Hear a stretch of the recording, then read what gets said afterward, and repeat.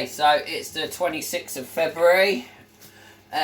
Did martial arts last night, got absolutely destroyed. I had to do more kata work, Keon work. I am going to go through my line work later, actually. At least it should only take me about 20 minutes to go through some of my line work, so I'm going to try and go through some of that tonight. Obviously I'm going to meet my mate as well, and we're going to go and do a 30-minute CrossFit session. It's just quite good because he's got me to do like a miles run and that, and then I'm doing like, what did I do the other day? I did a miles run, I did 50 push-ups, 50 box jumps, 50 box jumps, and then I did 50 air squats, and then I had to repeat and then do 40, 30, 20, all the way down to 10, and then I had to get back on the treadmill and just to hit out another miles run. I didn't go for speed. I just went until I could go. It took me about 35 minutes, but yeah, it was good fun. Really quick workout, but oh my, I was dripping with sweat. So yeah, I'm going to take these kids to school because I've got 2 clients to train after the gym. So I'm going to go into a quick leg session. My first client's not until 11 anyway, so it's not too bad. And then I've got one in the evening, which I am going to be training as well. And basically, he wanted a whole program as well. So I've gone him a whole program. So there's a whole week. Basically, this is a week's program for him because we found his maintenance on his Fitness Pal. It's taken me a while actually to get him to do it, find it, but we found it. So what we did is I just got him to weigh himself every single day, and I found his maintenance first through his weight and everything, but then I want him to weigh himself every day. He just kept dropping and dropping and dropping. So in the end, we just increased the calories up a little bit, and now he's on an even kill. So we've actually found his maintenance. So yeah, he's going to stay on his maintenance for about 6 to 8 weeks. We're going to keep him on that. And then after that, we're going to just slowly bring it down his calories. Going to keep his protein up nice and high. And I'm going to keep his fats where they are. But the only thing I'm going to do is I'm going to drop his carbs down. Only by a little bit each week.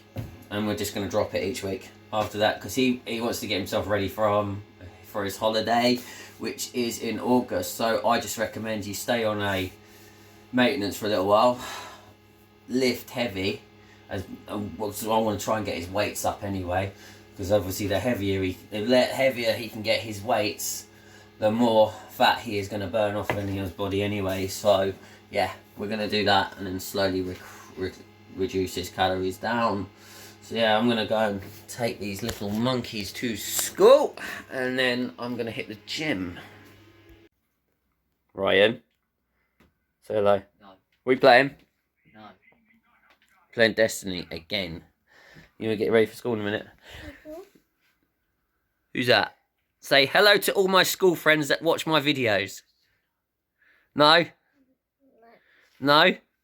No? No.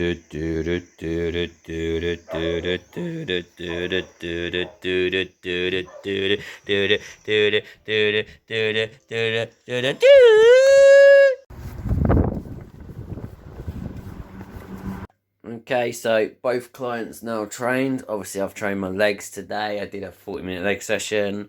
Just quickly run to Asda. Just got a couple of bits for last me a few days. So I've got the almond milk and the oats and the bananas. That is all going to go in my overnight oats, which I'll be having most mornings now. And then, yes, I know it's lazy, but I am rushing around like a headless chicken 24/7. And yeah, you're going to pay a little bit more for it, but it's just so I can slam them in the microwave and get something quick inside me before I shoot off to the next one. So yeah, I'm going to do this, get something to eat, because it's nearly 2 o'clock already, and I'm going to then go and pick kids up from school. Okay, so as I was talking earlier about tracking someone's maintenance, the best advice I can give you to actually track your maintenance is there's online calculators you can go on which are online. and they will tell you how much you need. Basically, you put in your height, you put in your weight, you then put on how active you are and stuff. If you're really active, like I'm really active, so mine's high-ish, or there's moderate, or like there's like my client, he's got a sit-down job, so I put him down as low because he only trains like 2 days a week anyway in the gym, so sometimes 3 if he can fit it in. He does a full body workout. So yeah, that's the best advice I can give you, is find your maintenance, and then it should be a pound of 1 gram of protein per pound of body weight. That is what you want to aim for. But what I normally tend to do with people is I get their maintenance to where it's meant to be, and then I'll increase it up. So I make sure their protein's higher than what it should be. So I basically give them a high protein diet, and then I will then add in the fats. So say someone's got 3,000, for example, right? 3,000 calories to start with. You go, sort your protein out, increase protein just a little bit. Okay, you'll see the numbers go up on my Fitness Pal. I then put my fats up. I would normally start at like a 60, and then the rest of it I'd fill up with the carbohydrates. And then what I do after that is I'd basically get them to weigh themselves every single day, and I will get them to then send me a text message or an email to say how much they've been losing. I will then keep a track of that on a bit of paper for me, where I've got a little notepad. I'll keep an eye on that, and if they're still losing by, let's say, day 6 or 7, I will then say, alright, we're going to increase. Okay, so that is when I just increase. What I'll then do is either increase the fats a little bit and the carbohydrates, and then I'll get them to track again for another 6 to 7 days. If they're still dropping, increase again. If they're not, say we finally worked it out, and you're on a straight line, you're not losing, you're not gaining. So let's say you're gaining weight, you just drop it down a little bit. You just drop down the carbohydrates a little bit. So if they're staying where they are, which is a good thing, you can then keep them at that, and then I just get them to weigh themselves probably about every week after that, and then we keep an eye on it after that, because what will happen is, yeah, it'll be flatlined. But then all of a sudden, because you're lifting so many heavy weights and your weights are going up, you will notice it'll go boom, start to drop again. Once it starts to drop again, then you increase the calories again, just by a little bit, not much, okay? Until you get it back onto the flat, and then you just keep going like that. So yeah, that is how you track your maintenance. So online calculators, tap it into my Fitness Pal, and then just go from there. Even my Fitness Pal will do it as well. But what I do is, if what I'd rather people do, if they don't know how to work my Fitness Pal, just ask somebody. You can either look it up online. There's loads of stuff on YouTube how to use my Fitness Pal, or most trainers know how to use it. I mean, I use it because where I'm dyslexic, it comes in really handy for me as well. So yeah, that's how you track your maintenance.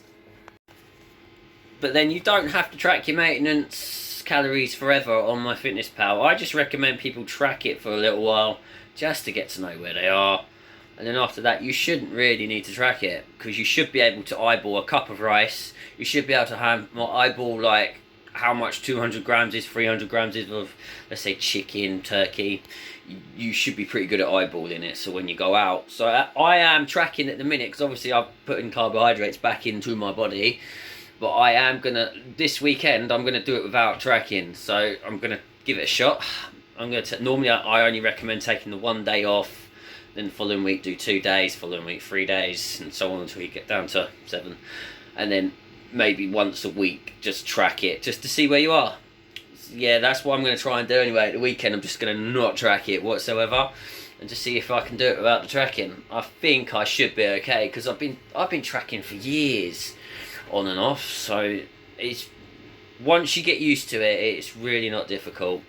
It does take a little bit of time to get used to it. So yeah, don't think you have to be a slave to like tracking your food every 5 minutes. But it only takes a few seconds to track. That's just it. I mean, how many times do you go on your phone and scroll through your Instagram, scroll through your Facebook, or whatever else people have got these days? That takes, you're on that for ages. Scanning food into MyFitnessPal only takes seconds. Not even that. I mean, sometimes if I'm out all day, I will just sometimes, like, I was out. What was it? Last weekend I was out. I managed to track all my food in the morning. I tracked it all up, tubbed it up, bang, done. Didn't have to do nothing else, and that took me five minutes. And within that time, my wife was still on her Facebook, scrolling up and down. So yeah, that's how long it takes. Seconds. So yeah. So I shall gonna eat this food because I am starving, and then I'm literally gonna run to the school and go pick kids up. Tracking your calories as well at the start is a really good tool as well, because this is where most people go wrong. It is actually 80% of you which you need to do your diet. If you don't have your diet on point or your food plan on point, whatever you do in the gym doesn't really help. You're just trying to out-train a bad diet, and trust me, it doesn't work. I've done it. I used to be like that. I always used to go down and get McDonald's. I just used to go and get, I don't know, Burger King. I used to go into let's say Tesco's. I used to buy so much food, and yeah, I would destroy it. I mean, I'm not saying I don't have like cheat meals now, because yes, I do have cheat meals now, but once in a blue moon doesn't hurt you.